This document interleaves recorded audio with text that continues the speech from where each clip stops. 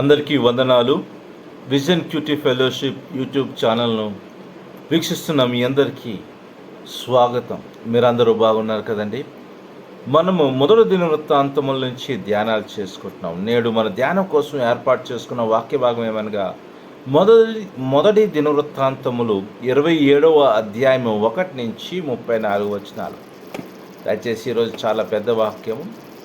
ఇక్కడ మనకు సమయం లేదు కనుక 1-2 వచనాలు చదువుకుందాం. దయచేసి మీరు అర్థమయ్యేంత వరకు చదవాలని నా యొక్క మనవి. జనసంఖ్యను బట్టి ఇశ్రాయేలీల పితరుల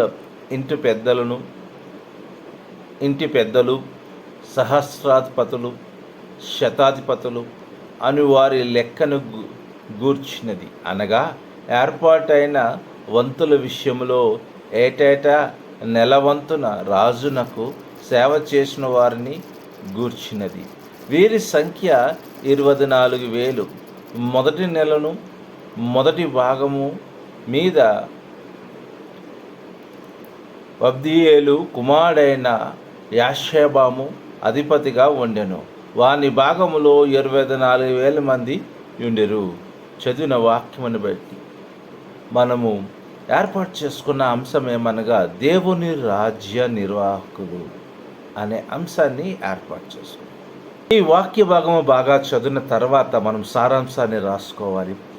ఈ వాక్య భాగ సారాంశాన్ని మనం గమనించినట్లయితే దావీదు 12 విభాగాలుగా సైన్యాన్ని ఏర్పాటు చేశాడు. ప్రతి విభాగంలో 24,000 మంది పురుషులు ఉన్నారు. ప్రతి విభాగానికి సంవత్సరానికి 1 నెల సేవ చేయడానికి కేటాయించబడింది. మిగిలిన సమయము వారి ఇంట్లో నివసించారు. ఇశ్రాయేలులోని ప్రతి గోత్రానికి బాధ్యత వహించే నాయకుల జాబితాను అందించారు. దావీదు తన సైనిక బలాన్ని అంచనా వేయడానికి ప్రయత్నించాడు మరియు జనాభా గణనను నిర్వహించడం ప్రారంభించాడు. కానీ దేవుడు కోపము దానిని పూర్తి చేయకుండా అతన్ని నిరోధించింది. తర్వాత దావీదు రాజు ఆస్తిని పర్యవేక్షించే గృహ నిర్వాహకుల జాబితా భారాన్ని తగ్గించడానికి అతను చేసిన ప్రయత్నాన్ని మనం ఇక్కడ చూడగలుగుతాం. దావీదు తన సలహాదారుల్ని దగ్గరగా ఉంచుకున్నాడు. పెద్ద మరియు చిన్న విషయాలను వారితో సంప్రదించాడు. ఇవన్నీ కూడా ఈరోజు సారాంశంగా మనం చూడగలుగుతాం. ఈ వాక్య భాగం మనము లోతుగా ధ్యానం చేసినప్పుడు దేవుడు మనకు నేర్పే పాఠమును గ్రహించడానికి వీలు కలుగు. 1-15 వచనాలు.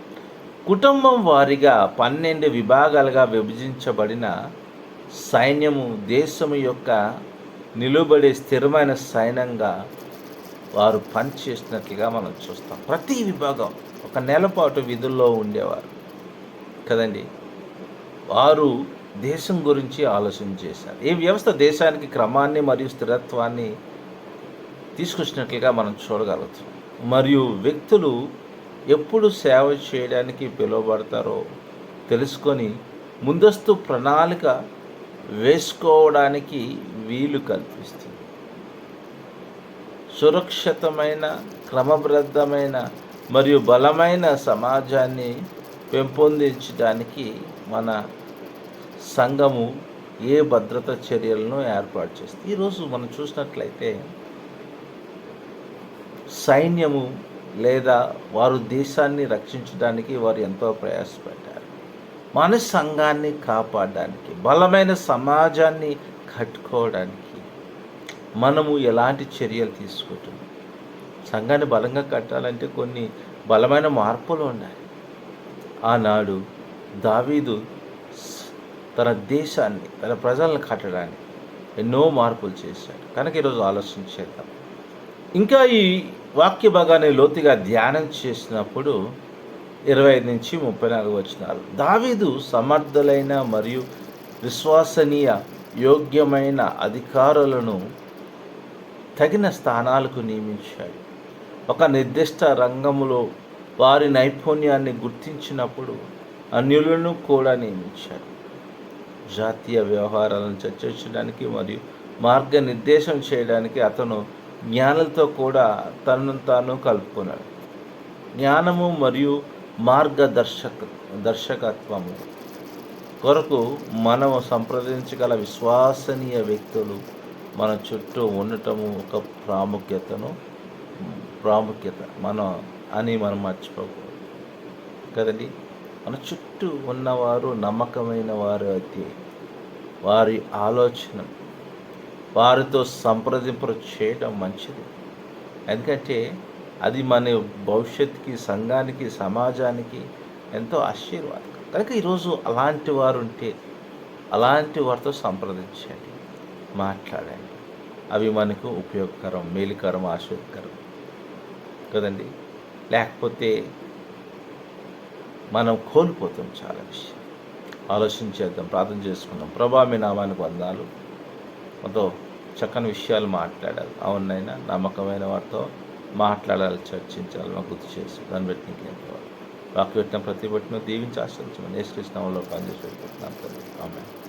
ప్రియమైన వాళ్ళారా, ఇప్పటి వరకు దేవుని వాక్యం ఓపికగా విన్నారు. దాన్ని బట్టి మీ అందరికీ వందనాలు. మీ అనుభవాలు మాతో పంచుకోవాలని ఆశపడలేదు, మమ్మల్ని సంప్రదించి దేవుని కృప మీకు ఎల్లప్పుడూ తోడైంది గాక. ఆమేన్.